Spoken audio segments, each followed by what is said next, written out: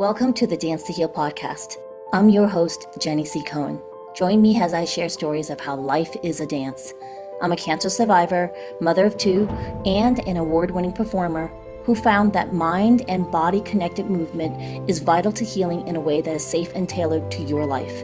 I created Dance to Heal Wellness featuring the Spotlight Confidence Formula and also authored the best-selling award-winning book, Outside In Recovery, Dancing My Way Back to Myself After Breast Cancer. I will bring new ways to help you on your dance journey and healing path. Are you ready to move? Dance to Heal starts now. Hello, welcome to the Dance to Heal podcast. I'm your host, Jenny C. Cohen. I am so excited about having Karlyn here today now. Before we get started, because I had to stop our conversation so we wouldn't miss the nuggets that were coming up before I hit record, I want to tell you that Karlyn is the founder and lead strategist of Snap, social creator of the Fan Firestarter Framework.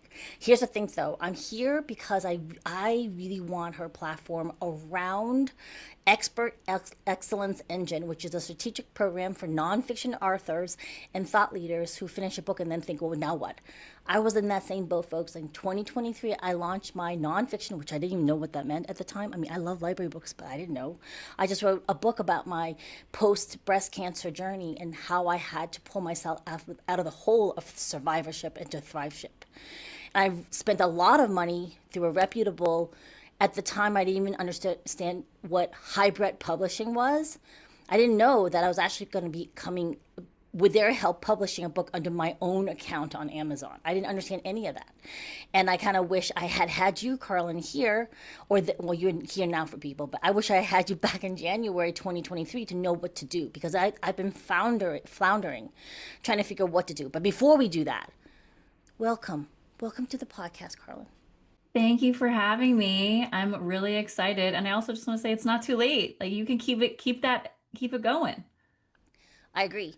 So I do know quite a number of people who really struggle with who am I to write a book? I want to start there first. Like, why would anyone ever write a nonfiction book? I think that's the question that everyone needs to start with. Like, it's more than a legacy. I think some people write it from a legacy perspective.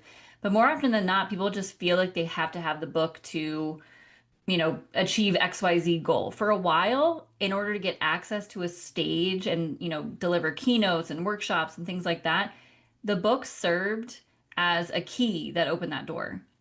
That is part of the entire ecosystem. But I'm always challenging authors with, like, I'm going to write a book. Okay, what are you going to write it on? Is it going to be evergreen enough for you to make it part of your ecosystem? Because yes, we need to think about it like as a product at first, but really it's more than that. It's really a business asset in its entirety. So how are we applying our book to be one of the building blocks of our business moving forward? And sometimes, not all the time, people are getting wised up to it now. Sometimes people figure that part out a little too late. And they're kind of stuck in this place of, like, how do I position this book now to feed my business in a way that maybe I didn't originally plan for? And there are absolutely ways to figure that out, but it gets a little harder. It does, and the clarity gets a little fuzzy for a little while.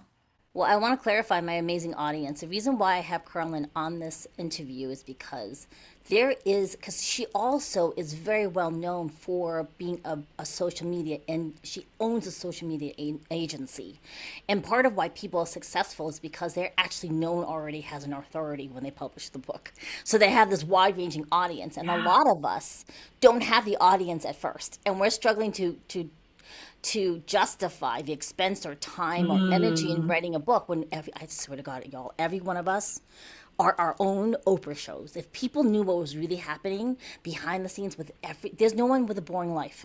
I'm sorry. I just don't. Everyone has a Oprah-worthy show, right, in their lives behind the scenes. And when you feel the call, and some of you listening right now do feel the call, Karlyn is here to be like, hey, I have a way that can help you be seen when you write your book versus you write your book and you feel kind of silly because you wrote it and who's it for? How do you get it out there? Yeah. It's really about stepping in and stepping up and owning that authority that you've built behind the scenes for far too long and you're really to be visible. And I always, you position that like kind of challenge perfectly. It's like, well, I don't really have like a huge audience in this particular industry. Like my audience is like peers and all of that. What I want to kind of reframe that a little bit, and people get all bent out of shape about the vanity metrics around being visible. And I always kind of equate it back to the good old days of the yellow pages. You remember that? Yes. Right? Where it was like you had, if you had any type of business or you had any type of expertise, you had to put an ad in there and just pray that someone would land on like the letter T for your business or the letter O for like if you're O snap for me. Like everyone was naming their businesses numbers or like things that started with A because you were in the front. But we used to have to pay to be in those. And the majority of people use them as step stools in their kitchen. Okay? Like, so that has faded away because of the internet. And the internet allows our expertise to work for us full time versus like in a captive audience setting, like being a guest on a podcast or standing on our stage or leading an event or a workshop. That's where your expertise is really working part time for you. The internet allows you to amplify it out there to build your authority over time. And I always say over time, it's a long-term strategy no matter how you shake it, no matter how many people say you can go viral in 30 seconds. Like that is so cute and also not reality. So, And honestly, too, Carlin, a lot of people go viral for not the audience that they're actually trying to serve in the beginning. yes, It's that's a the bit of a, worst. right? It's like like I've gone viral for things that were not relevant to my offers or what I wanted to talk about because I thought it was a really cool Mm, video and I reframed it for my point of view and it went yeah. viral, but they couldn't track it back to me, right? And Yeah. it's been for me, I would say it's been going on 2 years of posting nearly every day. That some of the videos, the reels that had me in it, are starting to get traction, and it's been this That part. right, the daily grind, the Yeah. boringness of the daily posts on every social media platform I had the energy to handle at the time. Yes. Because here's the thing too, I was just on scrolling and this Asian American woman in tech was talking about how sometimes you can go viral for not the correct thing. And Hmm. she ended up with an audience of like mostly men that misinterpreted her viral content. Yes, that And happens all the she's time. right. And she's trying to Yep. be about women in tech and STEM. And people are making like horrible insinuations in her comments. And for me, it's been this I don't think I was ready for virality for me. My Yeah. nervous system wasn't ready. So Yeah. you want to be practicing and figuring it out when no one knows us, folks. Like, That is so, such a right? good point. Like to put in the reps now, so when that viral moment happens, like you're prepared, and your skin maybe has gotten a little bit thicker. I also I've seen that moment for a lot of people where they go viral for the wrong thing. And yes, the we all know puppies and babies are internet gold, but like always, always, always, no matter what it is, tie it back to something relevant in your business or your industry or your book or um because what I've also seen and the reason why a lot of these kind of go viral is because it's striking a chord with people, right? It's more of that like opinionated style, unpopular hot take alert, like those types of pieces of content that people typically won't go toward. Those are the pieces of content that go viral. So whatever position is that you're sharing, whatever shade you may or may not be throwing, own it. Because if it goes viral, you're gonna have to stand 2 feet down, all 10 toes down on that. And so you just have to be ready. And it has to Exactly. feel authentic because there's nothing worse than going viral for the wrong thing and then being like, oh, I got all these people and Oops. now they're not the right people. So I want to explain something first of all, because okay, so audience, before we get too much further in the interview, remember, Carlin is accessible at her website, which is osnapsocial.com. I'm going to spell it out for you. OHSNAPSOCIAL.com. Okay. So you want to go there. She has some free resources there.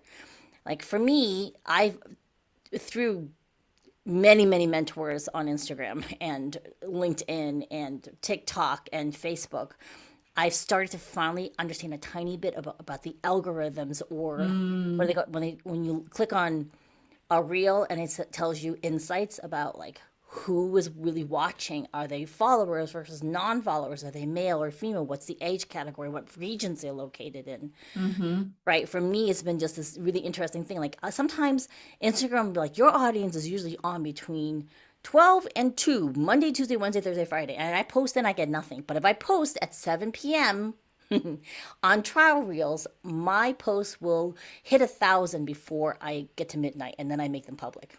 Right? So like Yes. you still have to trust your instinct, and at the same Yes. time, right, Carlin, for someone who is like really wanting to start hitting that directory, what would you suggest they do besides go to osnapsocial.com and access your free resources? But before that, is there anything they need to be aware of before they do that? I think the biggest thing from like an algorithmic shift that we're seeing is one, we can and never should try to predict the mood of the algorithms. They're meant to ebb and flow and change on purpose. And some people are like, oh, if I could just figure out the algorithm, you never will. So we all need to stop trying. However, that being said, something that has been happening, and you might be seeing it on your feeds as well, is everything is starting to become more interest based. So that means like as you're scrolling, you'll be finding more people that you don't follow actually. And it'll say like, are you interested? Are you not interested? Because the algorithm ultimately wants to entertain you and wants you to stay on their app forever and ever. Amen. That being said, there's two amazing things about that. One, it allows you as a creator or a business owner who maybe doesn't have like a whopping huge following to show up in people's feeds that are interested in what you have to say. But in order to do that, in order for the algorithm to understand who you are and what you do, you have to continuously apply identifiers in your captions, in your on screen text, and the words that come out of your mouth. So it's not enough to say, hey, small business owners, you would say like small business owners who are under, $100,000 a year, who are having a book coming out next week, this one's for you. Specificity. And for a lot of us, it's really, really, really hard to get that granular without feeling like we're exiling all of the other people who we actually do serve. But in order to make it easy for the algorithm to serve it up from an interest based perspective, that's the strategy we need to start kind of taking hold of, testing and trial reels. I love that you're doing that. That is really smart, Jenny. And then continuing to tweak and test, tweak and test, tweak and test. Because it isn't even playing field. It's really easy to be like, well, this person has like 1 million followers. Okay, good for that person. But unless all of those people are paying me $1, I don't care. Like, That's and the I've key. been saying this for years, and like finally people are like, yeah, the number count of followers don't really matter. I'm like, great. So when you're in your insights, I don't want you to look at like how many followers you got from that reel necessarily. I want you to look at like how many of the people that you served it to actually were non-followers, because that also tells us a lot too, that we're reaching more people. Because I have a client, and I'll just give this one example, we can move on, is she's a parenting coach. She's had consistently around 250 some thousand followers. Okay. We've been working with her for 3 years. Our followers count has like increased and then dips. It's like one of these fun little roller coaster rides, up and down and up and down and up and down. Really about. But what we're really looking at is the engagement pieces. How many of these people that are following us are seeing our content? How many people who are getting served it are following after and engaging, as well as those not, what's that non-follower number? Because that means we're still showing it to people who aren't following us. They're still seeing her as an option for their parenting woes. And then they're engaging. You don't need to follow in order to engage. So we need to maybe start shifting the metric that we're tracking to something different. And so for us, that metric also has to match the content of the post. So like it's not like, I think one of the carousels was like how to not raise entitled children. Cool. It's not a good metric to measure a share, because I don't think anyone's going to want to share that they're not trying to raise entitled children. But the saves, oh yeah, like let's see that. Like so that was the metric we were looking at to determine if that was a pattern that we were seeing in her collective content, to double down on that. So yeah. I love that. And the repost one, I think Instagram is taking note of how often your posts are getting reposted, because when I repost things, my audience sees those quicker because Mm-hmm. I've reposted them. So my audience of That's followers super will smart. see them. And I've noticed like even some creators were saying, you should be liking your own posts and reposting your own posts. Like, why wouldn't you? Like, you have to be your own fan. Like, you don't have to be humble Hmm. about that. And I went, oh, okay, I'm gonna do that. And then some people were saying, do not repost your stories. I reposted my stories, and my views You increased, have to. right? Because my followers don't see anything. They're somewhere Correct. floating off in the ethers with all their people they're following. So I Yes. think a lot of this, I love what you're doing right now because I think for me, part of me getting my book out more is this willingness to be seen on social media. Yeah. Gary Vaynerchuk talks about how everything's going to be monetized. So why aren't you taking advantage of free everything right now? I mean, Instagram just right. Exactly. Like LinkedIn's free right now. There's option to be free. Instagram's still free. TikTok's still free. Facebook is they're all sort don't going towards monetization. Understand that they are already moving towards that, but Hmm. it's all free. That's free advertising versus if I were taking an ad, I have to compete against all the big companies right now with their millions. I have like $10 maybe per day. Yeah. I can't compete against those big names, but I can get my name out. Yes. Absolutely. And back in the day we had to buy the Yellow Pages ad.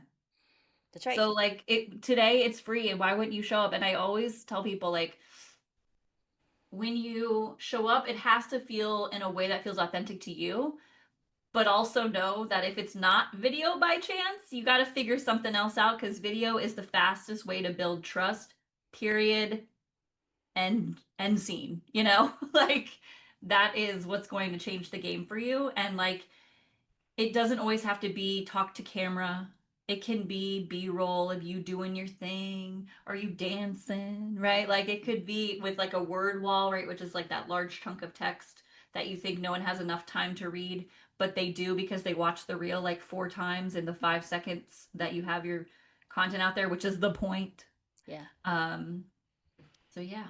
Yeah, I love that. And then so um, I want to talk about what we started off this conversation about the writing a book that's part of your business plan. Can Mm-hmm. we talk a little bit more about that? Because I think that's really important. Like when I signed on with a fairly expensive person to produce my book, right? Like really, like in this day and age, I really didn't need to spend the 5 digits. Okay, it was Mm-hmm. ridiculous, honestly. Mm-hmm.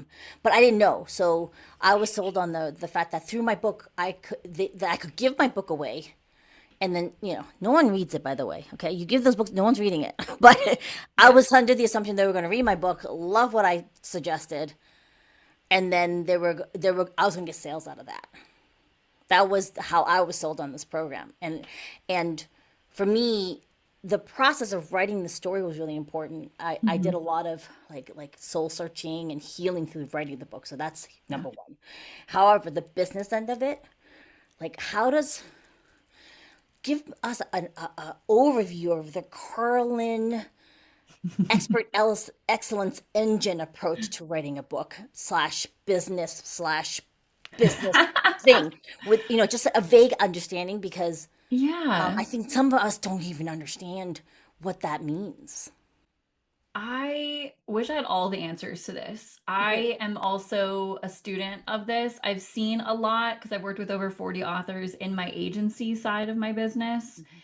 And that's when I really realized there was like this gap of like sprinting to the finish line, getting it published, and then the publisher kind of just like fades away or like does one of those like Homer Simpson like bushes, like they're just like, and we're leaving. And you're just like, wait, I have one more question. And I kept seeing it. I saw it inside. I had the pleasure and the privilege of like working inside Advantage Media, which has imprints like Forbes Books and Entrepreneur, and I was in there and I was like, these people are also spending gobs of cash to get their book out there with that imprint. And then there was nothing next. Well, I mean, unless I paid Unless you for paid an like, audiobook. That was yep, another, yep, 4 digits. Like I yeah, was it like, just, I just gave you 5 digits of money. Like, why can't it that be just, part of my program? Like, right. Well, and then the thing that's crazy is like, then there's nothing. It's like, we're going to create a marketing plan. And then the plan is just like, you get to do it all. pretty much. I was Good told job. to. If I you was even trying to. get the plan. Well, I was given a bonus call where I was told, every quarter you should be booking your own book tours, like approaching businesses on your bookstores on your own to present your book for like a book signing. and kind of lying about how, like, they brought me in. No, I pushed my way in. It's just Yeah. real talk, right? And I was like, I don't want to do that. Like, I just wrote a book, and I Like, just I'm had surgery, and my tired. husband was Like, just in the hospital. I was like, I don't want to call bookstores and force them to let me have a book signing. I can't do that. Like, I yeah. don't want to do that. So, And that's why I think like developing this visibility habit before your book is live, during your book launch, and then during your launch, and then knowing that there's a continuation after that, it just like keeps going, is something that is underrated in today's world, from like especially authors who are delightfully humble in a lot of ways and are like, I don't want to sound cringy, or I don't want to look silly online. Like, why would I talk to my book until the cows come home? Because you have to, because no one's going to know that it exists unless you do, because no one's going to care, including the publisher, more about your book than you, period. And we have to, as thought leaders and experts in our field, continue to shout from the rooftops, a la Sound of Music style, The Hills Are Alive, about it. As long as our content is relevant, our book is in a complete asset to continue to market it, to continue to market our story, to continue to market our business and our message from a personal brand perspective and a business perspective. But you have to know, like, what is the point? Why did I write this book? Is it to get on stages? Is it to gain more clients? Is it both? Is it to get on podcasts? Is it to just like have a legacy project, which is fine and dandy, but like none of that. If you don't tell people about, your book's never going to sell, and you're not going to have those other things too that you want. So we kind of have to like get out of our own way, because we're the ones that have to execute on that, or we have to your point, hire it out. And this whole like concept of this expert excellence engine that I kind of packaged together was to fill that gap of like what comes next. And I've also had authors come into this kind of group program, done with you, handhold, step by step, let's go do this thing, in that editing phase where like their draft is done, they've passed it off to a developmental editor who's like doing their thing, and then they're like, okay, like I feel like I need to do something with my hands to like keep myself busy. Like, what do I do? They come into my program, they kind of prop up their entire AI content engine, and they're ready to go. And that's the thing, is like you wrote, pardon my French, a whole ass book. yeah. Can we use like little snippets and like little things from it to like post online to like tell people that you have a book, that you have thought leadership? Because you can't be a leader if you're not willing to lead the thoughts. Like, you can't be a thought leader if you're not willing to lead the thoughts. Yes. You put that on a t-shirt or something. I know. That should be one of your t-shirts, Karlyn. I'm like, swag shop coming soon. No, seriously, I swear to goodness, you have to. I mean, Yeah. so audience members, full disclosure, Karlyn and I are part of a mastermind through Jen Kim about thought leadership. Jen wants more women to be leaders. Men, you're included too, okay? However, there is a plethora of men, mostly white, who are well known on the best-selling Times list, right? And not a lot of women are propped up these days. Mhm. And so we want you, because my audience is also predominantly women. Men, you're welcome, stay. And we want you to know, right? When I wrote my book, it was for the me right after I was done with breast cancer treatment, feeling completely lost and not safe in my body and guilty and angry all at the same time. Mm. And then because I was so explicit, it was like almost it was a love letter to the me when I was released from the every 6 month care. And they were like, okay, we'll see you next year. I'm like, what? Like, I've been seeing you every month, Yeah. every 3 weeks for 2 years. And now you're going to release me to the wilds? What am I supposed to do with myself? And I came up with the process of how to deal with it. However, Mm. because I was addressing things I never knew were what brought me to a cancer risk in the first place, a lot of my clients are the me before I got cancer. Like, Mm-hmm. they read in themselves, and I would also get feedback from people. There was a local person who I gifted her to give to her mother, and her mother's reading and bawling, and then she's reading and bawling because the mom said no one ever shared thoughts of that. Like, no one understood what it really felt like, and she never had someone write what she was feeling that she didn't know how to express. And then the Wow. daughter was reading it to the mother, reading it and going, "Mom, I didn't know that's how you felt." So it was really exciting to get that feedback. And, it Connecting was a, people. girl, it was like a labor of love. However, my point is that now it's become a part of my do it yourself program for people who Yeah. cannot afford the time or energy to do my one on one coaching, right? Because it's really important. So, audience members, if you're hearing any of this resonate, make sure you go to Karlyn's website, osnapsocial.com. and start, get in touch with her, get on her email list, use the resources. Okay. And then if you need nervous system deactivation, because that stuff will like rock your boat a tiny bit, make sure you go to movetobloom.com. The live classes, when this actual interview launches, are no longer available. I'm not doing the live webinars anymore. The live master classes, you will get a recording.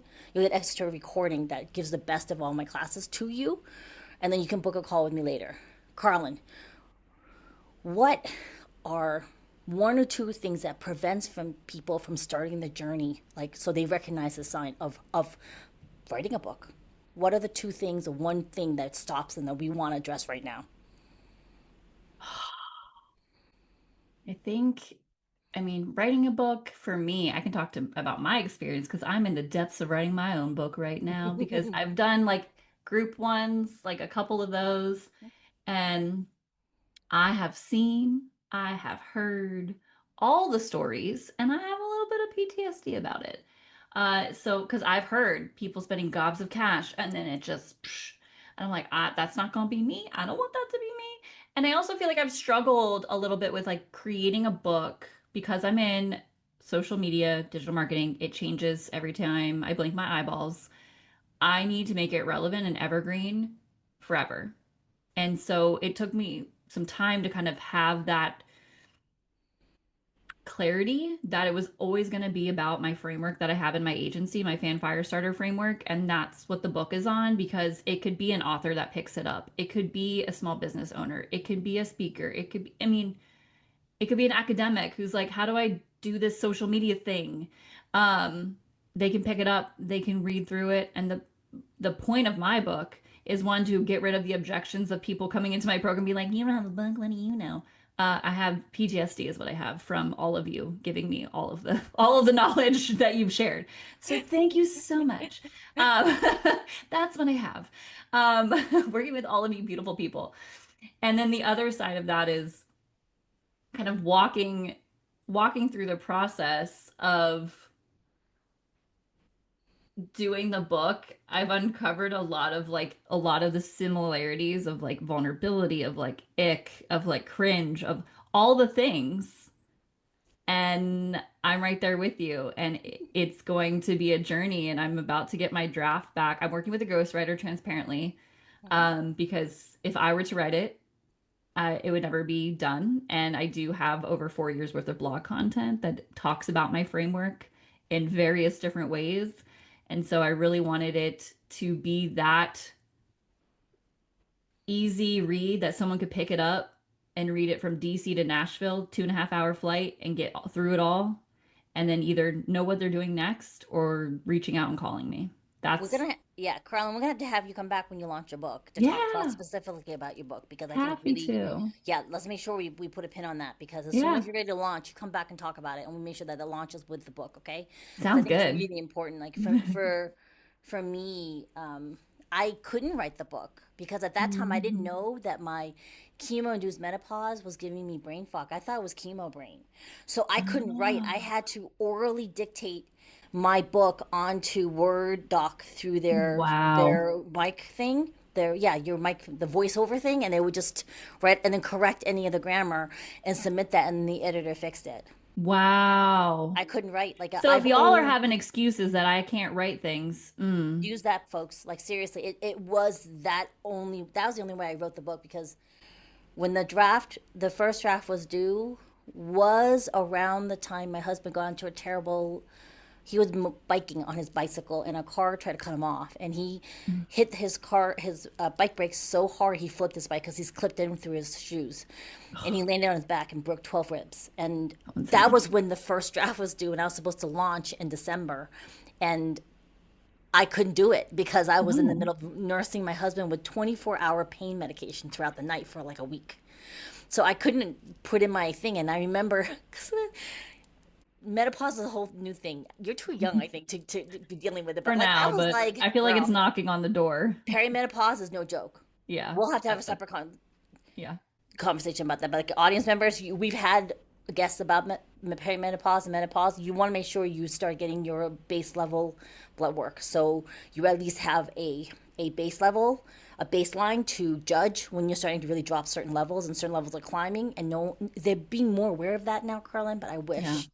I wish I had known. I could You have have to be your own best advocate in You the health have to, and I world. think Yeah. so. We're going to relate it back to this, folks. Karlyn is going to be the person in your corner to help you be your very own best advocate. Yeah. There's no one way to do it. However, you want someone like Karlyn in your corner because she's going to give you like the industry secrets because she's heard everything that the rest of us went through. So make sure you get on that osnapsocial.com. Karlyn, thank you so much for coming today. Thanks for having me. I enjoyed my time. All right, audience members, we'll see you next time. Bye. Bye. Thanks for listening to the Dance to Heal podcast with Jenny C. Cohen. Come back next time to hear stories of inspiring triumph and learn more ways that you can heal yourself. To work with me and continue your journey, visit danceandheal.com. Are you ready to move?